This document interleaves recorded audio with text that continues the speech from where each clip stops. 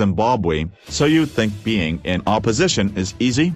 Bitter past experience teaches that legal challenges to African elections are a waste of time and that once the results are out and the observers on their way home, it's all over. And the key lesson is that democracy works in Africa but only when there is democracy. They should take them on. They must take their struggle onto the streets. They have the momentum, perhaps, but not the structure. They should raise more money. They have no ideological base. They should unite. They are too divided. I don't know why they bother, they will never win. They should. Judgements aplenty, a plethora of advice of which a fraction is well-meaning, finances few and far between, fair weather friendships everywhere, malleable commitments to democracy. Living the life of an opposition party in Africa is not easy, as the fluctuating fortunes of the Movement for Democratic Change Alliance in Zimbabwe show. Concerned citizens want oppositions to be there, to keep government competitive and accountable, to be able to speak truth to power. But they seldom want to fund them, and are even less enthusiastic to speak out for them, let alone march, protest and put themselves in harm's way. And there are powerful forces arrayed against them across the continent, notably in the shape of government and its various arms and agencies, but including, also, largely silent and sometimes sinister corporate interests seemingly preferring to cut deals with an entrenched dictatorial regime rather than run the gauntlet of parliamentary opinion and caustic scrutiny, reinforcing the adage, better the devil you know. The MDC was supposed to build a cohesive anti-government alliance in the face of an extremely determined political foe in Zanu-PF, which had enjoyed nearly 4 decades in power to cement its authority. The MDC was expected to develop robust party structures along with an election machinery that would monitor and challenge the government behemoth with very little funding and scant media exposure via state-run organs. Not only did it have to take on a ruthless military inseparable from Zanu-PF, but effectively also those interests seeking opportunity and profit in making deals with the ruling party. The MDC was supposed to come up with a coherent manifesto for reform in the face of a party that has pursued its retention of raw power to the exclusion of national economic well-being and much else. It was expected to behave peacefully knowing that its political rival would not hesitate to take off the gloves if challenged. This reality has again been proven tragically true on Harare's streets. And it was expected to operate at all times within the electoral law in the knowledge that Zanu-PF would, based on its performance in the 2008 and 2013 elections, not be so constrained, despite the reassuring presence of greater numbers of observers. There was simply a lot of previous between Zanu-PF and the MDC. This is not to excuse the MDC's frailties and failings. They, like every other opposition movement, need constantly to up their game to be as effective and efficient as possible. Of course, this is very difficult when you are up against a well-resourced political foe, with access to the deep pockets of government. Still, oppositions have to be focused, with a clear platform for change, and a fresh narrative to appeal to voters. And they have to be, at all times, comparatively high energy, courageous and parsimonious.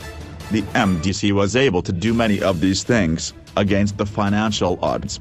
One only had to attend its final rally in Harare last weekend to appreciate this difference with the ruling party.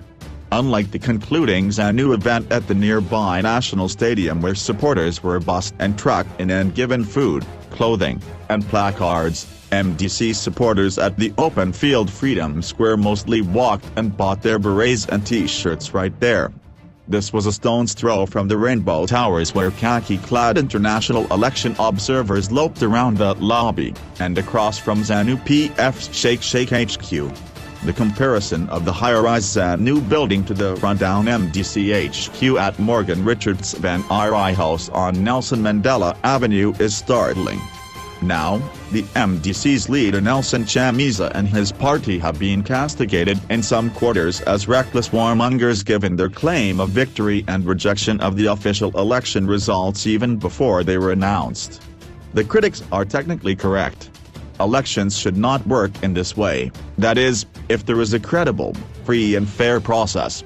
On the surface, While the voting was peaceful and apparently harmonious, underneath the opposition alleges an industrial-scale rig.